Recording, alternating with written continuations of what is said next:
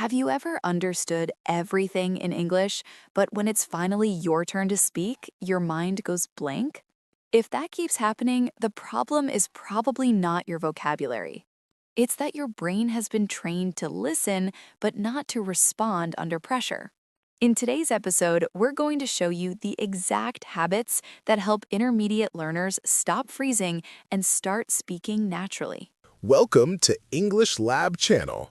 Tune in to natural fluency. Hello, everyone. Welcome back to another episode of English Lab Channel. I'm so happy to be here today. The energy in the studio is just fantastic, and I am feeling extra cheerful because I get to spend the next hour with my amazing co-host. Hi, Chris. How are you doing today? Hey, Michelle. I'm doing great, thank you.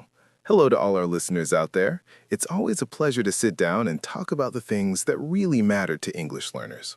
I'm Chris, and today we're going deeper into one of the most frustrating experiences for English learners, understanding almost everything, but freezing when it's time to speak. And to make this super practical, we'll break today's episode into 4 simple parts. First, the real problem, then the cause behind it, next, the strategies that fix it, and finally, a speaking practice challenge you can do immediately after the episode. So by the end, you won't just understand why this happens, you'll know exactly what to do next. Freezing is the big one. It's like a wall, right? Now, before we get deep into the why and how of this problem, I want to make a promise to everyone listening. If you stay with us until the very end of this episode, we're going to give you our 2-minute fluency reset, a simple daily drill designed to help your brain switch from passive understanding to automatic speaking. I love that. A little bit of a reward for our hardworking students. So, Michelle, let's jump right in. Have you ever had a student tell you something like this? Chris, I watch movies in English. I listen to podcasts like this one. I understand almost everything. But then I go to a coffee shop, and when it's my turn to order a latte, my mind goes completely blank. All the time. It happened to a friend of mine, actually. Her name is Alina. She's been studying for years. She can watch a whole season of a show without subtitles. But last week, she went to this local bakery, and when the cashier asked, "Do you want that heated up?" Alina just stared at him. She knew what he said, but her brain just wouldn't produce the words, "Yes, please." She just nodded like a robot. It's so common. Elena is definitely not alone. We want to start by validating that feeling for everyone listening. If this happens to you, please listen closely. It does not mean you aren't smart. It doesn't mean you're bad at languages. It's not a lack of intelligence. It's actually a very common technical problem. It's a disconnect between storage and execution. Your brain has the information stored in a cabinet, but it hasn't built the hallway to the exit door yet. That's a perfect way to describe it, Chris. Your brain is like a library where all the books are disorganized. You know the book is there, but you can't find it when you're in a hurry. To understand this better, we need to talk about the difference between passive vocabulary and active vocabulary. Chris, how do you usually explain this to your classes? Well, I like to use a metaphor. Think of your brain like a gymnasium. Passive vocabulary is like being in the gym and watching other people lift heavy weights. You see how they do it, you understand the movement, and you recognize the effort. That's like listening or reading. You recognize the words because you've seen them before. But active vocabulary, that's you actually grabbing the weight and lifting it yourself. Exactly. You can watch 100 people run a marathon, but that doesn't make you a runner. You have to actually move your own legs. In English, passive means you can recognize the word when someone else says it. Active means you can pull that word out of your memory and use it in a sentence without thinking for 10 minutes. The problem is that most students spend 90% of their time watching people lift weights by watching Netflix or YouTube, but only 10% of their time lifting the weights by speaking. Spot on, Michelle. And because of that, the speaking muscles in the brain stay weak. So we want to give you guys some training hacks today to help you start lifting those weights. We've identified 3 specific strategies that act like a workout for your fluency. The first one is something we call dynamic shadowing. Oh, I love shadowing, but we have to be clear, this isn't just repeating words like a parrot. Chris, what makes it dynamic? It's about the music of the language, not just the words. English has a very specific rhythm. We have connected speech where words jump into each other. If you just repeat, I am going to the store, you aren't training your brain for real life. Dynamic shadowing is about mimicking the intonation, the speed, and the emotion. Let's show them, Chris. If I say a natural sentence like, I'm gonna go to the store, I don't say every letter. Listen to the rhythm. I'm gonna go to the store. Right, it sounds like one long word almost. Let's try it again.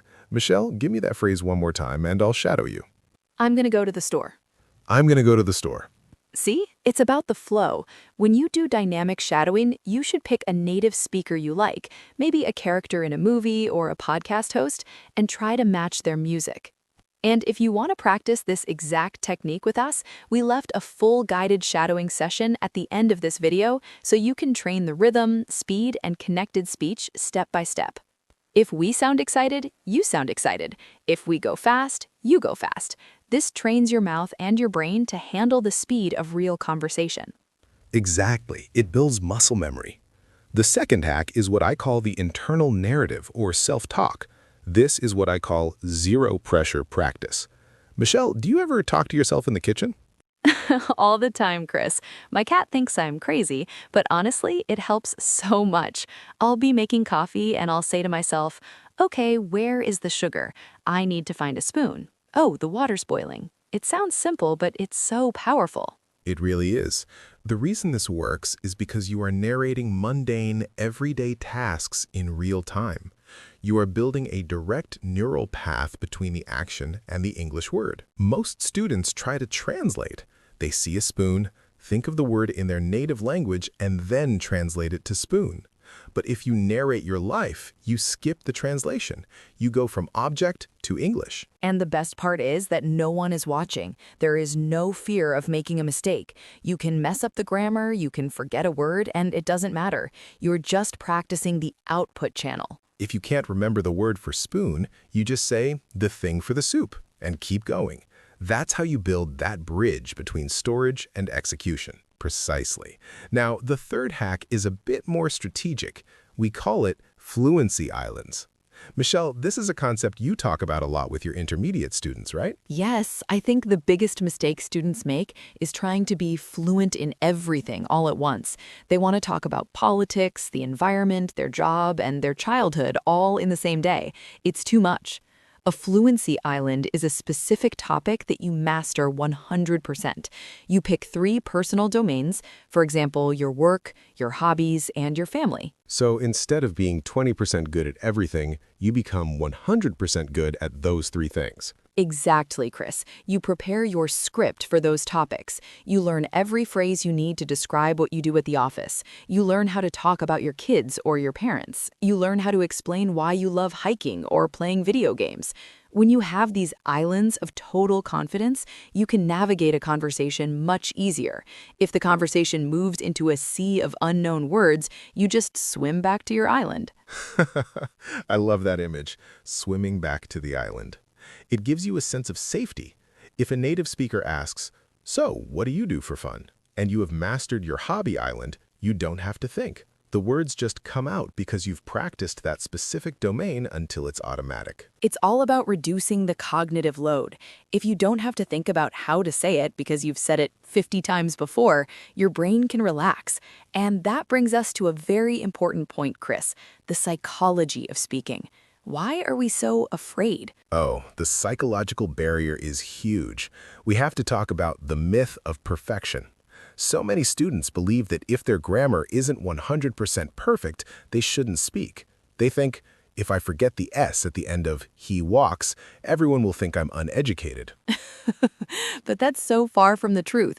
Chris, when you talk to someone who is learning a language, do you care if they miss a small grammar rule? Not at all. As long as I understand what they're saying, the mission is accomplished.